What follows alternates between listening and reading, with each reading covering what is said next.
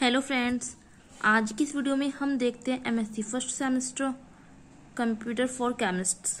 Means जो भी student MSc first semester में होते हैं उनके पास जो भी केमिस्ट्री से करते हैं एमएससी, ओके, उनको एक अदर सब्जेक्ट मिलता है, वो होता है आपका कंप्यूटर। ओके, तो इसमें आपको सिर्फ पासिंग मार्क्स लाने होते हैं। मैंने ऑलरेडी कंप्यूटर की 4-5 वीडियो अपलोड कर दी अनसॉल्ड पेपर की, जो अनसॉल्ड पेपर में क्वेश्चन आते हैं उन सब की।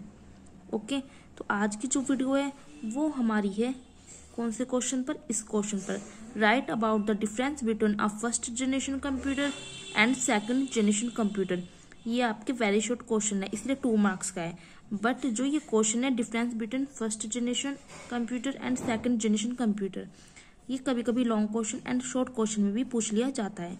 तो मैंने इस बात को ध्यान रखते हुए कि कहीं आपका ये लॉन्ग क्वेश्चन आ जाए, तो मैंने लॉन्ग क्वेश्चन के बेस पे ये वीडियो बनाई है जो मैं आपको दिखाने जा रही हूँ। बट अगर आपकी वेरी शॉर्ट में आती है तो आपको अपने हिसाब से लिख देना है first generation computer and second generation computer. और जो ये वाले क्वेश्चन है very short, what is go to statement in basic programming language, आप प्रीवियस वीडियो में चेक करोगे, मैंने आपको ये बता दिया है। एंड बूटिंग प्रोसेस भी मैंने आपको ऑलरेडी करवा दिया है। Cold boot and warm boot booting process के 2 पार्ट होते हैं। ओके, ये भी मैंने आपको बता दिया है और मैंने इस पे नोट्स भी आपको प्रोवाइड करवा दिए हैं। आप मेरे चैनल पे जाके प्लेलिस्ट चेक कर सकते हो, आपको वहाँ पर मिल जाएगी। एंड जो आपका ये क्वेश्चन है give difference between DOS and Unix operating system, ये भी मैंने आपको ऑलरेडी करवा दिया है। ओके, अगर मैं बात करूँ शॉर्ट क्वेश्चन की, differentiate between primary memory and secondary memory, इस पर ऑलरेडी वीडियो बन चुकी है, तो आप जाकर चेक कर सकते हो। And what is computer, explain the application of computer in detail, मैंने कंप्यूटर के बारे में आपको बता दिया है, इस पर भी वीडियो मैं बना चुकी हूँ। ओके, तो आज की जो वीडियो है हमारी इस क्वेश्चन पे, right about the difference between a first generation computer and second generation computer. तो चलिए वीडियो को स्टार्ट करते हैं।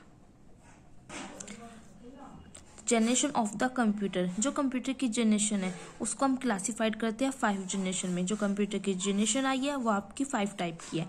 The computer are classified into 5 generation. Okay, जो आपके फर्स्ट जनरेशन ऑफ कंप्यूटर है, जो फर्स्ट जनरेशन के कंप्यूटर थे वो आपके 1945 से लेके 1956 तक चली। ओके, तो चलिए देखते हैं अगर फर्स्ट जनरेशन ऑफ कंप्यूटर आता है तो आपको लिखना क्या है, जैसे आपको क्वेश्चन में था। ठीक है, first generation computer and second generation computer के बारे में आपको लिखना था।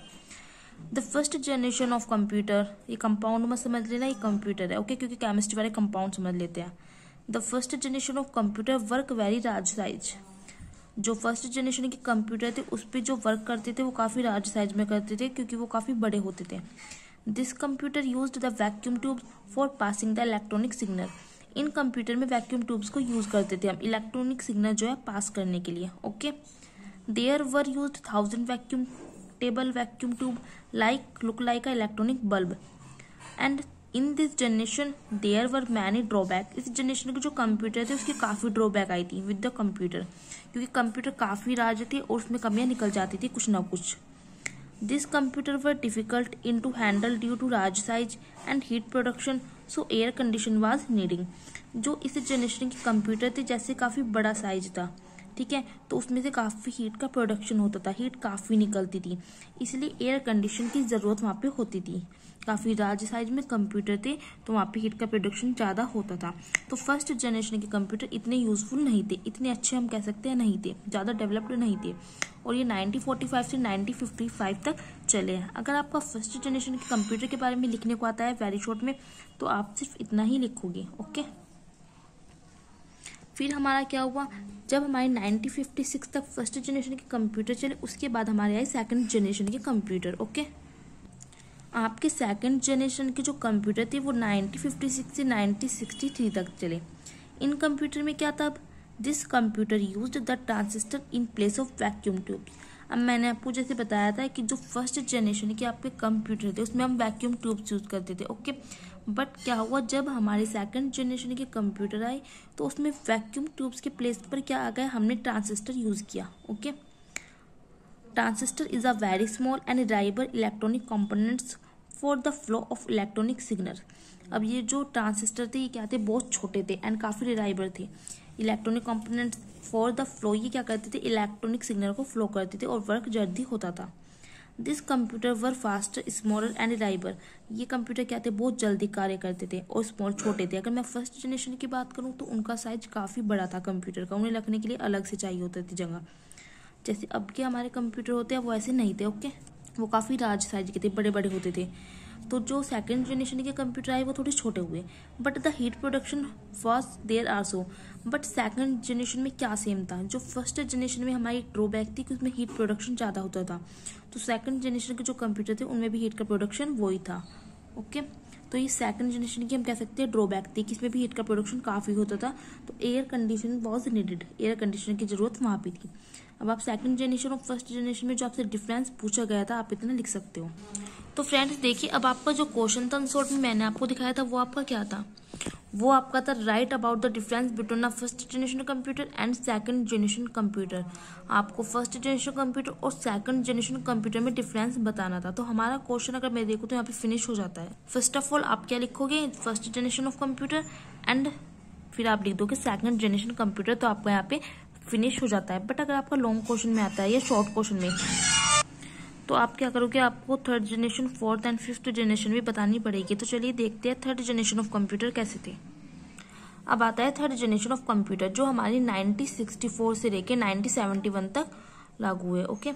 थर्ड जनरेशन ऑफ कंप्यूटर में क्या था, the third generation of computer were based on IC technology. What is IC, यहाँ पे आईसी मीन्स होता है आपका इंटीग्रेटेड सर्किट, ओके।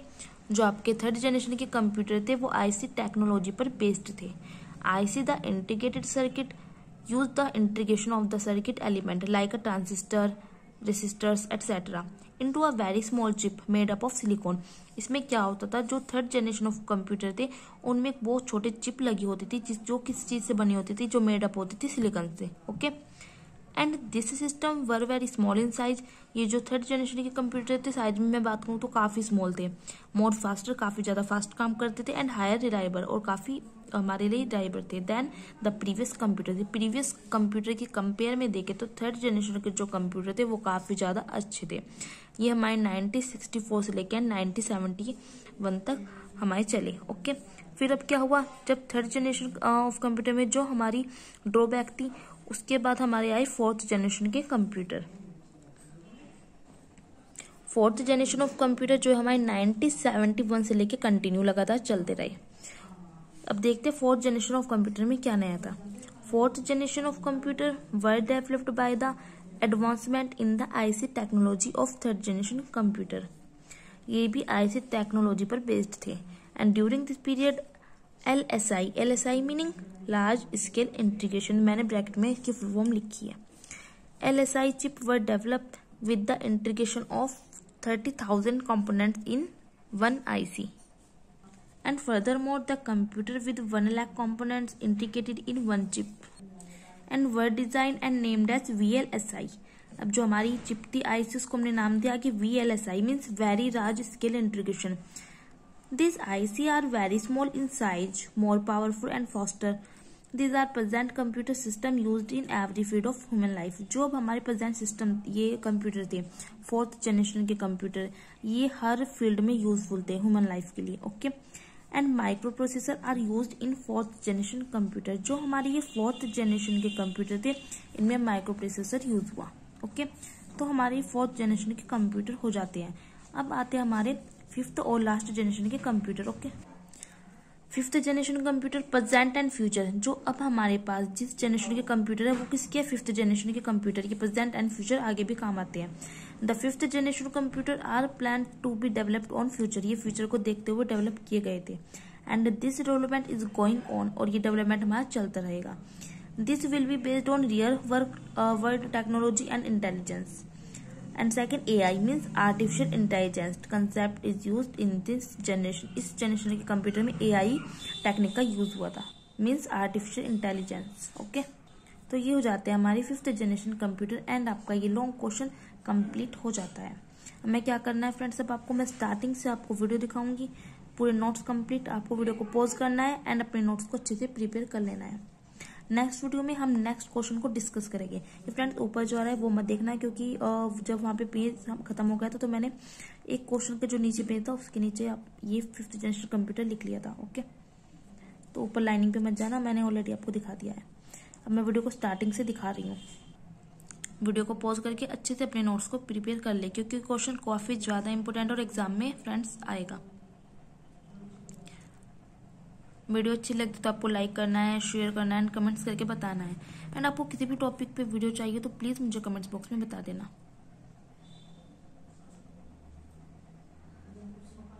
आपको कंप्यूटर के अनसोल्ड के हर टॉपिक, हर क्वेश्चन आपको मेरे चैनल पे मिल जाएगी। एंड केमिस्ट्री की भी आपको first, second, third, fourth same किसी भी सेमेस्टर के आपको नोट्स चाहिए तो आपको मेरे चैनल पे केमिस्ट्री की आसानी से मिल जाएगी। मेरी आपसे एक रिक्वेस्ट है, प्लीज आप मेरे चैनल को ज्यादा से ज्यादा शेयर करें। ओके, आपके जो फ्रेंड्स हैं उनकी भी हेल्प हो जाएगी एंड मेरे सब्सक्राइब भी गेन हो जाएगी।